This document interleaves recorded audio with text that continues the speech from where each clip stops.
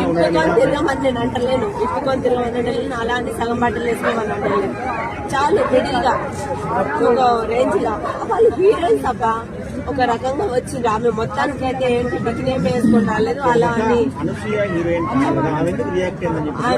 ఆమె రియాక్ట్ అయిన విషయంలో అయితే దానికి నేను కూడా అంటాను.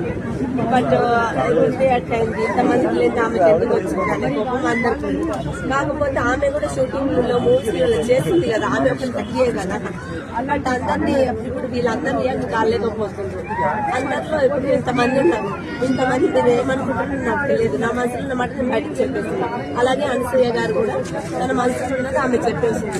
ఇందులో అనసూయ గారికి తప్పలేదు. బట్ ఎవరు శివాజీ ఆ హీరోయిన్ తప్పలేదు.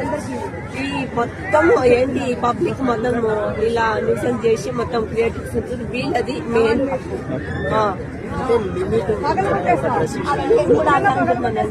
లిమిట్స్ లో వేసుకుంటే ఓకే. వాళ్ళు ఏదో గోవకు అటు వాళ్ళ ఇష్టం. వాళ్ళ ఇంట్లో ఉన్నప్పుడు ఎలా వేసుకుంటారు, దానికి మనకు సంబంధం లేదు కదా. అనసూయ గారిని ఎక్కడికో పోయే వాళ్ళు తెచ్చి చేస్తున్నట్టు ఆమె ఎందుకు బతుకుతుందో ఏం అవసరం లేదు.